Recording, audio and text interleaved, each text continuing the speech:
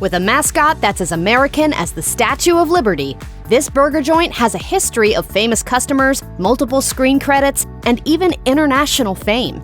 Here's the untold truth of Big Boy.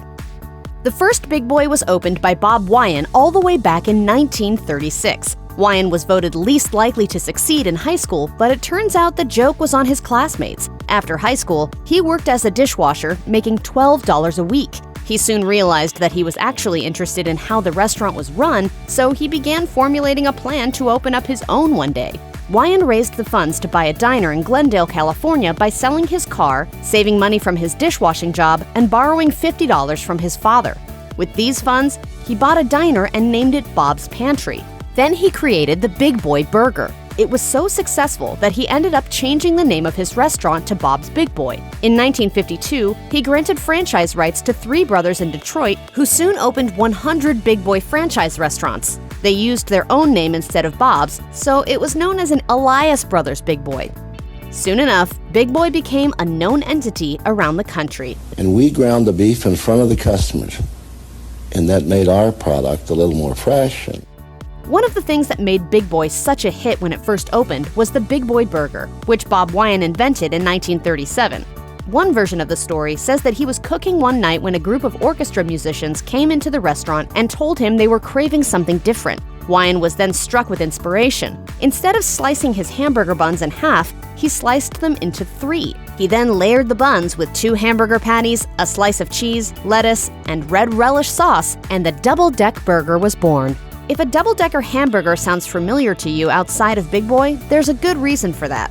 In 1967, McDonald's franchise operator Michael James Delegati invented the Big Mac, the Golden Arch's own version of the double-decker burger. Delegati later admitted that he was inspired by Big Boy, as he reportedly explained, "This wasn't like discovering the light bulb. The bulb was already there. All I did was screw it in the socket."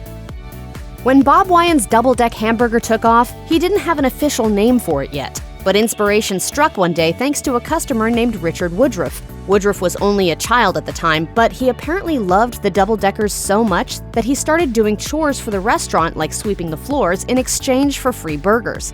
Wyan was in turn inspired by the little boy, as he reportedly said, "I was so amused by the youngster. Jolly, healthy-looking, and obviously a lover of good things to eat. I called him Big Boy."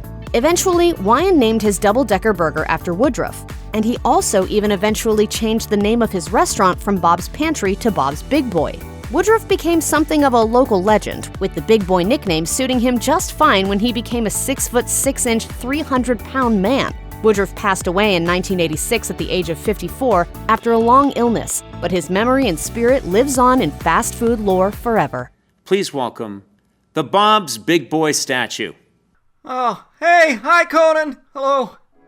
Big Boy is a classic American burger joint. So much so that when the Beatles toured the country in 1965 while supporting their album Help, they wound up eating at the Bob's Big Boy in Burbank, California. The British foursome were performing at the Hollywood Bowl, and they were staying in Benedict Canyon in Beverly Hills. The trip was memorable in more than one way, as they also got to meet Elvis Presley. Legend has it that the Beatles wanted to have the experience of eating at a real American diner. With its Googie-style architecture, embrace of car culture, and of course its hamburgers, Big Boy was just the place. And nowadays, the Beatles booth within that particular location is itself famous. According to the restaurant, they get visitors from all around the world who come in hoping to sit at the booth, and the wait can be hours long. The oldest Big Boy restaurant in the country is the one in Burbank, which was built in 1949 and designed by architect Wayne McAllister. According to the Los Angeles Conservancy, it has a transitional style, and that's one of the things that makes it such a special building. In fact, its architecture and its 35-foot-tall neon sign are so iconic that in 1992, the Burbank Bob's Big Boy was declared an official historical landmark by the California Office of Historic Preservation. One of the reasons why the building was granted landmark status is that many similar buildings have been torn down or otherwise renovated. Not everyone agreed that it should be preserved, though. The landowner that Big Boy leased the restaurant from wanted to tear it down to create a retail complex, but after it gained landmark status, he was unable to proceed with his plans. If you've ever tried to reminisce about Big Boy with someone who grew up in a different part of the country, it probably led to some confusion. That's because Big Boy operates under different names in different areas. In Southern California, there's Bob's Big Boy, which is the original restaurant. But in the Midwest, it's known as Frisch's Big Boy. And then there's also Abdo's Big Boy, Shoney's Big Boy, and others. Hi, I'm Big Boy! The reason for all these different names is that the Big Boy restaurant chain has been sold several times, and most of its restaurants are franchises. And interestingly enough, Frisch's Big Boy isn't actually affiliated or operated by the new Big Boy Restaurants International LLC, though it was at one time when they bought the rights to the Big Boy name. Nowadays, Frisch's Big Boy Restaurants are an independently run group of Big Boy restaurants. They own the rights to the Big Boy trademark and name in Kentucky and Indiana, and most of Ohio and Tennessee. And in return, they gave the owner of Big Boy Restaurants LLC their Big Boy franchise rights in Florida, Texas, Oklahoma, and Kansas. Even if you didn't grow up with a Big Boy in your town, you've probably come across its iconography, especially if you've seen the 1995 crime movie Heat, which was partly filmed in both the Burbank and Downey, California locations. Although, to be completely accurate, the scenes at the Downey location were actually filmed in Johnny's Broiler, a diner that was torn down in 2007. The land was then acquired by Big Boy, and they rebuilt the diner almost exactly as it was, as they used the original building plans from 1958 and salvaged materials from the original diner. Other notable movies filmed at Big Boy include Shortcuts, Reality Bites, and What's Love Got to Do with It, as well as an episode of the TV show Mad Men.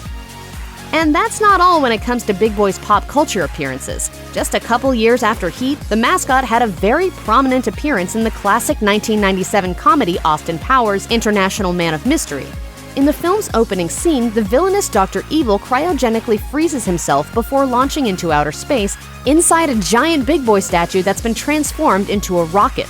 If that wasn't enough of a publicity boost, the movie quickly provides another plug for the famous burger chain. Skipping ahead several decades to Dr. Evil's return to Earth, a radar monitor notices the Big Boy on his screen. He relays this information to his commander, who exclaims, "Good God, he's back!" The monitor then responds, "Well, in many ways, the Big Boy never left, sir. He's always offered the same high-quality meals at competitive prices." Shut up. As it turns out, that exchange was originally scripted to play out much differently. As reported by NPR station WDET, the Austin Powers filmmakers first presented Big Boy's CEO at the time, Tony Michaels, with dialogue that poked fun at the restaurant chain. But Michaels came up with a different idea and was able to persuade the writers to use that instead. Comic book writer Stan Lee is famous for creating iconic characters like Spider-Man, the Incredible Hulk, and the X-Men. But a lesser-known entry in his career is The Adventures of Big Boy, which debuted in 1956. The series features the iconic chubby Big Boy character who was originally drawn by Ben Washam, an animator for Warner Brothers who sketched out a caricature of 6-year-old Richard Woodruff one day over lunch. Kids who dined at Big Boy were given copies of the comic book, and The Adventures of Big Boy was actually a bit of a hit. It's now famous for being one of the longest-running comic book series in history, with some issues being so popular that they printed out more than 1 million copies. Unlike some violent comics that came under fire by the Comics Code Authority, The Adventures of Big Boy was thought to be a wholesome, family-friendly option. In 1996, after 466 issues, the comic was revamped into a magazine-style replacement, which was ultimately canceled in 2008. Big Boy might be best known to its loyal diners for its double-decker burgers, but for others, it brings to mind classic cars. That's because the chain started out as a car hop. Customers would drive into the restaurant and waiters would come out to the car to take their order. When the food was ready, it would be brought right to the car, sort of like a reverse drive-thru. And nowadays, some Big Boy locations even host a weekly classic car show. The one in Burbank is popular with celebrities like Brian Wilson from the Beach Boys and former late-night host Jay Leno. On the weekends, that same Bob's Big Boy even reverts back to a car hop so customers can relive the drive-in days of old. Fans of burgers and classic cars can also catch cruise nights at other Southern California Big Boy locations in Northridge, Glendale, and Sun Valley on various nights of the month. Maintain customer goodwill and keep them coming back. Big Boy may seem iconically American, but if you travel across the Pacific Ocean to Japan, you'll be able to dine at more than 270 Big Boy restaurants. They feature the same chubby Big Boy mascot, but the restaurants are actually run independently of the American Big Boy locations. The menu looks a lot different as well. While the stateside Big Boy offers cheeseburgers, fries, milkshakes, and other diner classics, in Japan, Big Boy specializes in hamburger steaks. They're basically hamburgers without a bun, and they're often served with brown gravy instead of the classic special sauce. Japanese Big Boys also serve cheese-filled hamburger patties, spaghetti, chicken steaks, pork steak, and regular steaks. If you're craving something classic, they also have chicken nuggets and french fries. You can also order your food as part of the Big Boy Viking buffet, which means your meal includes all-you-can-eat salad, soup, rice, and curry. Big Boy's mascot is an iconic character that has helped the chain remain in business for nearly a century. But sometimes, even icons could use a helping hand. With that in mind, in 2020, Big Boy unveiled a second mascot named Dolly to help promote a new menu item. This blonde-haired little girl actually first appeared in the Adventures of the Big Boy comic book back in the 1950s. Her reintroduction coincided with the release of the chain's new chicken sandwich. As Big Boy's director of training explained, "It is Dolly's time to shine now with our chicken sandwich." So she's taken the forefront right now. She's in charge. The name will always be Big Boy, but as far as the logo, she's leading the charge, and we'll see when he comes back, if he does. Comments like this led many longtime fans to believe Dolly was replacing the classic Big Boy. She did, after all, take his place on the restaurant's social media pages. But as it turns out, this wasn't the case. Soon after news of Dolly's arrival came to light, the chain cleared up the confusion by tweeting, "Our Big Boy is just sharing the stage for a hot minute with his old pal Dolly."